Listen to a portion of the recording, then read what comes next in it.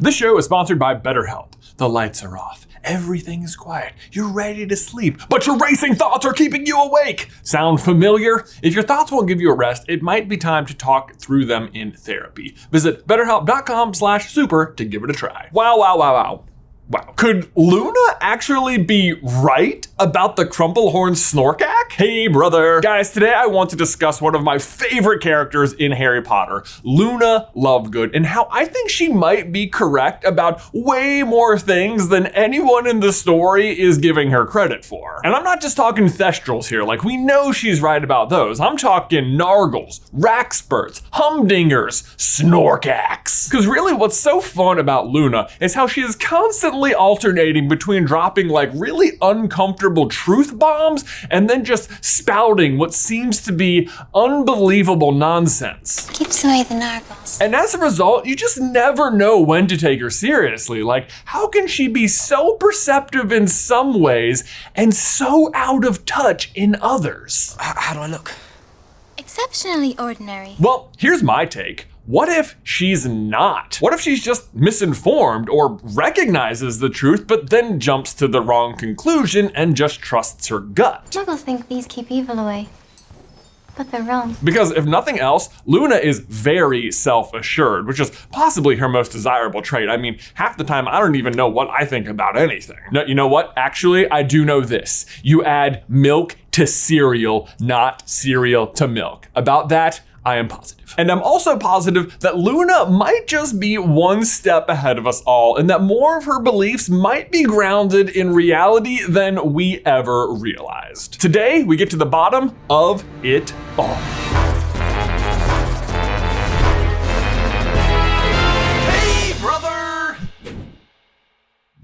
Okay, so the fact of the matter is that while Luna is known for her quirks and believing in things that don't exist, there are plenty of times where she is the only one in the room who has a clue. I can see them too. You're just as sane as I am. The first example of this happens right after Harry first meets her, when suddenly he can see the Thestrals. In the moment, Harry is not sure what to make of Luna being the only other person who can see the Thestrals, because up to that point, she's been pretty odd on the train. Even Hermione thinks Harry is mistaken. Nothing's pulling the carriage, Harry. It's pulling itself like always. How does Hermione not know? What is even in Hogwarts a history? But the fact is, Luna is correct in this moment. She can see the Thestrals, and while she doesn't go out of her way to explain to Harry why they can see them, they are there. Luna is right and everyone else is wrong, and it's not the last time. When they discover the veil later on in Order, Hermione says, There aren't any voices, Harry. But Luna says, I hear them too. and this one's wild. I mean, plenty of people believe that they will see their loved ones again in the afterlife. But in this instance, Luna goes on to be proven very extremely, literally correct about one of the most mysterious things ever. Death. Because after Harry goes into the forest, he does see Sirius and his parents and Remus again after he uses the Resurrection Stone. Which, speaking of, the Resurrection Stone is yet another thing that Luna and her father believe in while everyone else laughs at them. The Resurrection Stone is one of the 3 Deathly Hallows, which most people in the wizarding world just consider to be part of a fairy tale, but which she and her father believe is 1000% real. Once again, it's Hermione who's disagreeing, and she goes pretty hard on this one against Harry and Ron, despite the fact that they literally already have the invisibility cloak in their possession. Boy, Hermione is really not batting 1,000 in this video. I think she heard you. Because once again, Luna's faith prevails, with not just one, but all 3 Deathly Hallows being extremely real and also extremely important to the plot and defeating Voldemort. As is yet another one of the Lovegood's wild beliefs, the lost diadem of Ravenclaw. Lost diadem of Ravenclaw? Hasn't anyone heard of it? It's quite famous. Which, to be fair, this one was at least historically known to exist, but most people don't think it still exists. The Lovegoods, however, maintain faith in its findability. But either way, it's their interest in the object and their attempts to recreate it that gives Harry his only foothold on what the Ravenclaw Horcrux might be, and he's correct. Think about that. 2 of Voldemort's Horcruxes are not even believed to exist, and yet Luna knows of and believes in both of them. But I hear you. Just because Luna's right about some things doesn't mean she's right about everything. And you know what? I'll give you some ground there. I do think there are some things that Luna is just wrong about. Like, I don't think Cornelius Fudge was going all Sweeney Todd on a bunch of goblins and baking them into pies and stuff. But I'm not putting it against Fudge. I think he was making fudge. No, I'm just kidding. But I do think there are a few things that Luna is lampooned for that actually do exist. We'll start easy with one of my favorites, Loser's Lurgy. I tell you. As a refresher, while commentating, Luna claims this is what Zacharias Smith is suffering from and explains his poor play. And it falls neatly into the category of not many people believe it exists, but they can't prove it doesn't, which is like the Lovegood sweet spot. Here's the thing though. In sports, there is an actual unexplained phenomenon known as the yips. The yips are when an athlete can suddenly and inexplicably no longer perform the basic skills within their sport. Gymnasts lose their spot in the air, tennis players can't serve over the net, pitchers can't throw strikes, the list goes on. And mostly it's considered a psychological condition, but what causes it in certain athletes is just unknown. And the fact that it's unknown and that there isn't an explanation lends itself well to the wizarding world, because maybe the explanation is magical. And that's what I think Loser's Lurgy is. Which, sorry, that might have been confusing. I don't think Loser's Lurgy is magical. I think Luna is just describing the yips. Magical or not, it's just an unexplained phenomenon, and wizards don't have a word for it. That or Zacharias Smith just sucks at Quidditch. Also believable. But let's move on to why you're really here. All the beasts Luna claims are real. The Blibbering Humdinger, the Crumple Horned Snorkak, NARGLES. I suspect NARGLES are behind it. This whole situation is such a funny juxtaposition to me. Like, here in the real world, you might be laughed at if you believed things like unicorns or dragons or narwhals were real. But then you go into the wizarding world and all of those things are real, and yet they have their own versions of these things that they think are too weird to actually exist. Like, how can Hermione, of all people, have such a hard time believing in these things when she grew up in the Muggle world and must have thought things like unicorns and centaurs were fake? By the way, if you just went down there and left a comment telling me that narwhals are real, oh boy, you have not been on this channel long enough. Narwhals aside, let's talk about NARGLES. We don't get any description for what this creature is supposed to look like, but according to Luna, they infest Mistletoe, stole her papers and shoes, and can be repelled by a butterbeer cork, which she wears around her neck. So it's not a lot to go on, but the fact that they could infest Mistletoe without you being able to see them suggests that they are very tiny, like insect-like creatures, which is pretty fitting because here in the real world, you actually can use corks to repel fruit flies. Apparently, natural cork is a perfect deterrent as the cork material absorbs moisture put off by the ripening fruit and activates a fragrance from the cork that fruit flies are none too pleased about. Well, I'll be. And in case you're wondering, yes, mistletoe does attract flies. So I think when Luna says NARGLES, it's kind of like Loser's Lurgy. I think what she actually means is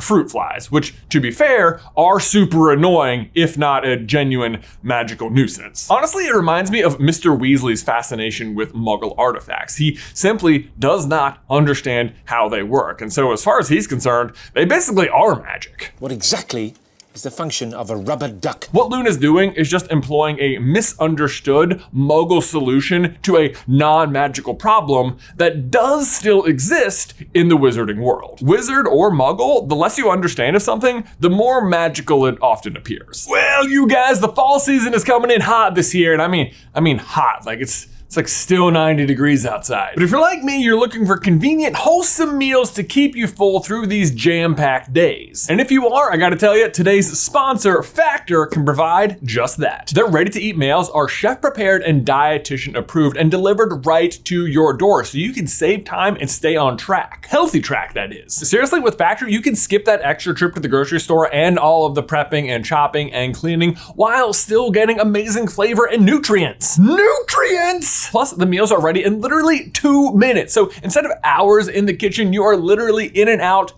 in minutes. And they are a great solution to the dreaded recipe slump. You know, when you get into that routine of making the same 4 to 5 meals over and over and over, and you're just like, again, I'm getting pretty tired. I'm getting pretty tired of these tacos, you know? That was a bad example. No one ever gets tired of tacos. Getting pretty tired of this chicken breast, you know? Better example. Great example. But Factor has over 34 choices weekly, plus every week they rotate new ones in. And it doesn't matter what your dietary needs are either, because you can choose from calorie smart meals around 550 calories or gourmet plus options where you can basically have fine dining every night of the week if you want. And this is pretty cool, they're an extremely sustainable choice as well. They offset 100% of their delivery emissions. They source totally renewable electricity at their production sites and offices. Even all their seafood is sustainably sourced. So really, it's a no-brainer. And if you want to get started, you can head over to factormeals.com/super50 and use promo code super50 to get 50% off. One more time, that is factormeals/super50, promo code super50 to get 50% off. Link is in the description down below.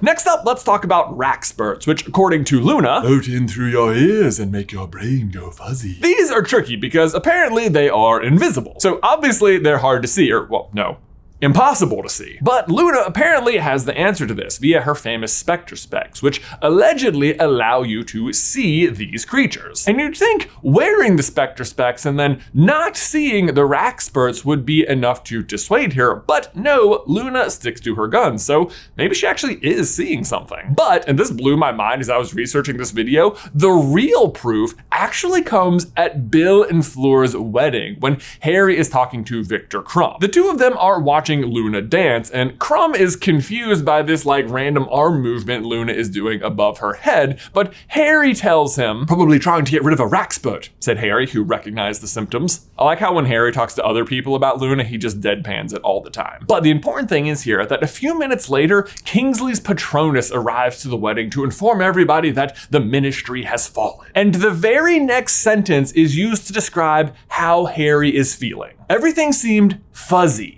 Slow. I checked, and this is literally the only time in the entire series Harry is described as feeling fuzzy. So you have Harry apparently joking that Luna's warding off Wrackspurts, but then the very next page, Harry is feeling fuzzy in his head.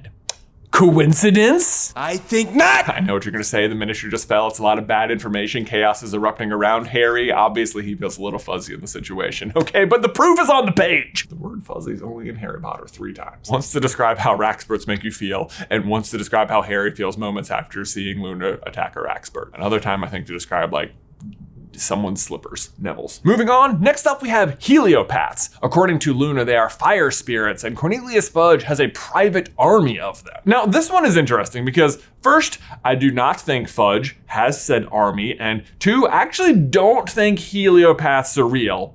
Sort of. What I mean is, I think Heliopaths are just easily explainable as fiendfire mistaken for a living spirit. Fiendfire, as a refresher, is the cursed fire that is summoned in the Room of Requirement and ultimately destroys the lost diadem of Ravenclaw. It's extremely dangerous, and one of the unique features about it is that it takes on the form and shape of like large deadly creatures. So it's not that fire spirits don't exist, it's just that Luna has misclassified them as living creatures rather than as a curse. But now let's tackle the big ones. Crumple Horned Snorkaks and the Blibbering Humdinger. We get extremely little information about the Blibbering Humdinger, and it is definitely not taken seriously. And yet, at the very end of the story, Luna is able to successfully distract an entire group of people by pointing one out so that Harry can sneak out of the Great Hall and finally go get some sleep. But what's curious about that to me is that it works. Like, people get up to go look, which at least suggests that people aren't certain it isn't real. So maybe in the wider wizarding community, there's more faith in this one than we actually realize, because mostly the person we hear bashing it is, surprise, surprise, Hermione. But as we have established, Hermione is wrong about what Luna is right about all the time. Most likely, I think both the Blibbering Humdinger and the Crumple Horned Snorkak fall into a category of fantastic beasts that have been, and this is my own word, scamandered. By which I mean they are actually a real beast that is either rare, endangered, harmless, legendary, or misunderstood. And as such, Newt Scamander, author of Fantastic Beasts and Where to Find Them, has either misinformed or uninformed the public about where these beasts are and how to find them. And if you've seen the Fantastic Beasts movies and then also perused Newt's apparently official textbook right here, you might have some idea of what I'm talking about. Newt loves beasts more than pretty much any other thing or person in the entire world, except Tina, this girl here. But seriously, he loves beasts. He loves studying them and protecting them from what he considers to be the most dangerous beast on the planet. They're currently in alien terrain, surrounded by millions of the most vicious creatures on the planet.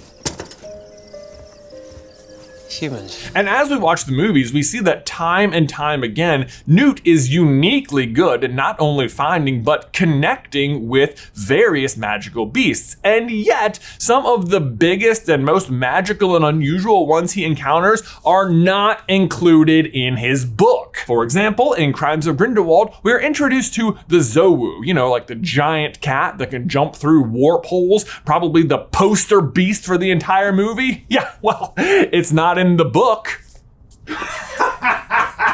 Leaving that in. The same goes for the Chillin in Secrets of Dumbledore, this extremely rare and powerful creature that can determine the purity of someone's heart. Not mentioned. You see the problem? We know Newt knows where they are and how to find them. So why isn't he writing about them in his book about where beasts are and how to find them? Secrets of Dumbledore opens with him on a bamboo raft down in who knows where, finding that Chillin. South America, I think? I don't know. Because that's the point of his book, right? No, it's not. That is Newt's grand deception. China, that's where the Chillin was, for what it's worth. Newt's grand deception is that it is your belief that it is his intent to tell you that exact information, when actually it's the exact opposite. What he's really trying to do is protect the creatures he knows the wizarding world doesn't really know that much about by not telling you where to find them or just letting you believe they don't exist at all. Now, it's certainly not a foolproof system because certain magical beasts are just way too well known for him not to include them,